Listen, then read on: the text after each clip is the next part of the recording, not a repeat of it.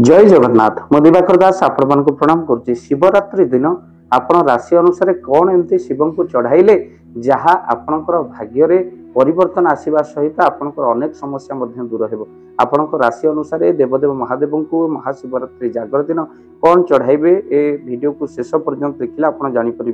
प्रथमतः मेष राशि व्यक्ति विशेष माने हलदिया रंगर फूल आपण शिव को अर्पण करंतु। केतबेले चढ़ाइबे मन रखिथंतु संध्या परे आपण शिव को चढ़ाइबे। तापरे प्रार्थना करंतु। स्वास्थ्यगत समस्या अनेक मेष राशि देखा जाए, तेणु हलदिया पुष्प चढ़ाइबा सहित जो मेष राशि शारीरिक असुस्थता रही प्रभु पाखे प्रार्थना बा देवदेव महादेव को शिवरात्रि दिन प्रार्थना करंतु। देखिए आपणकर शारीरिक असुस्थता दूर हो। मेष राशि हलदिया पुष्प चढ़ातु। तापर वृष राशि व्यक्ति विशेष माने दही जल एमाने शिव ऊपर चढ़ाइले से विवादीय संबंध जो कष्ट रही दूर हम। विवाह जार होनी से निश्चिंत भाव में वृष राशि व्यक्ति से दही जल से निहाती चढ़ातु। आ वैवाहिक जीवन में सुख आने से दही जल निहाती भाव में शिव मस्तक चढ़ातु। तापर मिथुन राशि व्यक्ति विशेष माने बेलपत्र आ जल शिव मस्तक निहाती भाव में चढ़ातु। केतोटी बेलपत्र चढ़ाइबे 1 9 आउ 108 11टी आप चढ़ाई पारे। यह 3 जन्म पाप नाश जाए बेलपत्र शिव को अर्पण कले संतान को नहीं भविष्य चिंता आपंकर दूर हुए। मिथुन राशि व्यक्ति विशेष मानकर कर्कट राशि व्यक्ति माने क्षीर जल सहित मिश्री मिसाई शिव को अर्पण करंतु। आउ से आगू थी दुर्घटना से एड़ाइवाई दुर्घटना महाविपत्ति को नाश करने आप शिव को कर्कट राशि व्यक्ति क्षीर जल सहित मिश्री मिसाई शिव को अर्पण करंतु। ता सहित सिंह राशि व्यक्ति से आखु रस शिव को निहाती भाव में लगी करंतु। बाजार में मिलता आखु रस संग्रह कर शुद्ध पुत भाव आनी शिव को आपड़ चढ़ातु। आखु रस शिव को अर्पण करंतु। किंतु बाजार जो आखु रस तैयार से चप्पल माड़ी नाना प्रकार अपरिष्कार निजे आनी आखु रस बाहर कर शिव को चढ़ाइले अत्यधिक लाभ होता है सिंह राशि व्यक्ति विशेष मान। तापर राशि हूँ कन्या राशि। आप दुदुरा एवं अरख पुष्प गयस चंपा पुष्प शिव को निहाती भाव में चढ़ातु। आपणकर कोर्ट कचेरी मान मकदमा एगुड़िक सब दूर हो। बाधा दूर हम। मझी रास्तार जो अटकी रही कुआड़े जी स्थिर करना सल्व हो। सहित तुला राशि व्यक्ति विशेष मानकर रक्त चंदर एमाने निहाती भाव में शिव मस्तक शिवरात्रि जागर दिन चढ़ातु। सुख शांति घरे रहिबो। चाकरी क्षेत्र जो आपणकर पदोन्नति हो पारुनी चाकरी हो पारुनी आपणकर चाकरी जंत्र समस्या दूर हो। सहित बिच्छा राशि व्यक्ति विशेष आपन किसी अभीर आनी शिव मस्तक चढ़ातु जहाद्वारा जलाभिषेक मारंतु। विवाद आपण ऋण भार दूर हो। बिच्छा राशि व्यक्ति विशेष। तापर धनु राशि व्यक्ति विशेष दीप जलंतु आउ घी दीपटे जलंतु। देशी महू आपण चढ़ेले आपणकर बाधा दूर हो। बाजार में मिलता महू डुप्लिकेट, तेणु देशी महू आप संग्रह कर शिव मस्तक चढ़ातु। तेणु यह हूँ धनु राशि व्यक्ति विशेष माने महू चढ़ेबे। तापर मकर राशि व्यक्ति विशेष जल आपण खसा मिसाई आपण शिव को अर्पण करंतु चढ़ातु। संतान अत्यंत कष्ट दूर हो। बहुत किसी लाभ हम।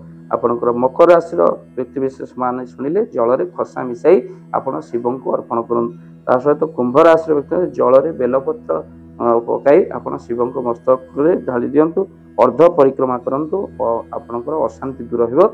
मकर राशि व्यक्ति विशेष निहाती भाव में शिव को शिवरात्रि जागर दिन अर्ध परिक्रमा करंतु। तापर मीन राशि व्यक्ति विशेष माने कर्पूर चंदन कदली यह निहाती भाव में शिव मस्तक घर्षण करंतु।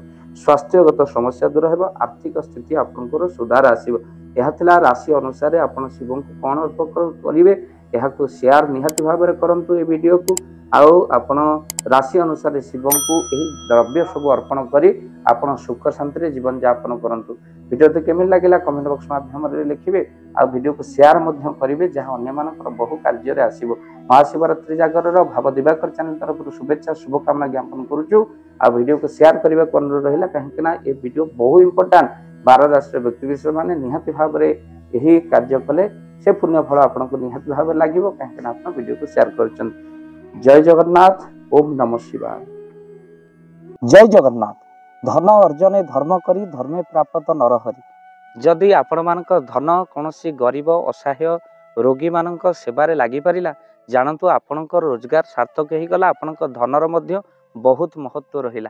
तो आज आपण माने जदि चाहूचंती आपणकर से धन महत कार्य लागू जेमिति कि आमे गोटे आम्बुलांस करिचु जो आम्बुलांस प्रतिदिन କିଛି ଅସହାୟ ରୋଗୀମାନଙ୍କୁ ମେଡ଼ିକାଲରେ ପହଞ୍ଚାଏ, କିଛି ଗରିବ ଅନାଥ ଶିଶୁମାନଙ୍କୁ ମଧ୍ୟ ଆମେ ବସ୍ତ୍ର ଦାନ କରୁ, କିଛି ରୋଗୀମାନଙ୍କ ପାଖରେ ପହଞ୍ଚୁ ଯେଉଁମାନେ ବହୁତ ରୋଗରେ ପୀଡ଼ିତ ସେମାନଙ୍କ ପାଖରେ ଆମେ କିଛି ଅର୍ଥ ଆଉ ଗରିବ ଲୋକମାନଙ୍କୁ ସହାୟତା ପ୍ରଦାନ କରୁ। ଏ କିଛି ଦିନ ପୂର୍ବରୁ ଆପଣମାନେ ସହଯୋଗ କଲେ ଆମେ ମଧ୍ୟ କିଛି କମ୍ବଳ ଅସହାୟମାନଙ୍କ ପାଖରେ ଯାଇ ପହଞ୍ଚି ବାଣ୍ଟିଥିଲୁ। ଆପଣଙ୍କୁ କୃତଜ୍ଞତା ଜ୍ଞାପନ କରିବା ସହିତ ଯଦି ଆପଣ ଚାହୁଁଛନ୍ତି ଆପଣଙ୍କ ଧନ ଆମ ଦ୍ୱାରା କୌଣସି ମହତ କାର୍ଯ୍ୟରେ ଲାଗୁ ତ ସ୍କ୍ରିନରେ ଚାଲିଥିବା ନମ୍ବରରେ ନିଶ୍ଚିନ୍ତ ଆପଣ କଲ୍ କରନ୍ତୁ। ଆଉ ଆପଣଙ୍କ ବିବାହ ବାର୍ଷିକରେ, ଆପଣଙ୍କ ପିଲାମାନଙ୍କ ଜନ୍ମରେ, ଶ୍ରାଦ୍ଧରେ ଯଦି ଆପଣ ଦାନ କରିବାକୁ ଚାହୁଁଛନ୍ତି ଆପଣଙ୍କ ପୁଅ ନାମରେ, ଝିଅ ନାମରେ, ସ୍ତ୍ରୀ ନାମରେ ନିଶ୍ଚିନ୍ତ ଭାବରେ ଆପଣ ଦାନ କରିପାରିବେ। ସ୍କ୍ରିନରେ ଚାଲିଥିବା ନମ୍ବରରେ ଆପଣ କଲ୍ କରନ୍ତୁ, ଆମେ ଦେବୁ ଆପଣଙ୍କୁ ଫୋନ୍ପେ ନମ୍ବର, ଯେଉଁ ଫୋନ୍ପେ ନମ୍ବରରେ ଆପଣଙ୍କର ଦାନ ପହଞ୍ଚି ପାରିବ। ଆଉ ନିଶ୍ଚିନ୍ତ ଭାବରେ ଆପଣଙ୍କର ଦାନ କେଉଁ କାର୍ଯ୍ୟରେ ଲାଗୁଛି ତାର ମଧ୍ୟ ଭିଡ଼ିଓ କରି ଭାବ ଦିବାକର ଚ୍ୟାନେଲରେ ଆମେ ନିଶ୍ଚିନ୍ତ ଭାବରେ ପକାଇବୁ। ଆପଣ ଦେଖି ନିଶ୍ଚିନ୍ତ ଖୁସି ହେବେ। ତ ଆପଣଙ୍କ ପୁଅ ଝିଅ ବିବାହ ବାର୍ଷିକ ଜନ୍ମଦିନରେ ଯଦି ଆପଣ ଚାହୁଁଛନ୍ତି ଆପଣଙ୍କର ଦାନ ମହତ କାର୍ଯ୍ୟରେ ଲାଗୁ ତ ସେଇ ଶୁଭ ଦିନ ମାନଙ୍କରେ ଆପଣ କଲ୍ କରି ଆମକୁ ଫୋନ୍ପେ ନମ୍ବର ମାଗିପାରିବେ। ଆଉ ଆମ୍ଭେମାନେ ଆପଣଙ୍କୁ ଫୋନ୍ପେ ନମ୍ବର ଦେବୁ ଯେଉଁ ନମ୍ବରରେ ଆପଣ ସହଯୋଗ ରାଶି ପଠାଇ ପାରିବେ। ନିଶ୍ଚିନ୍ତ ଭାବରେ ଆପଣଙ୍କର ଧନର ସାର୍ଥକତା ହେବ।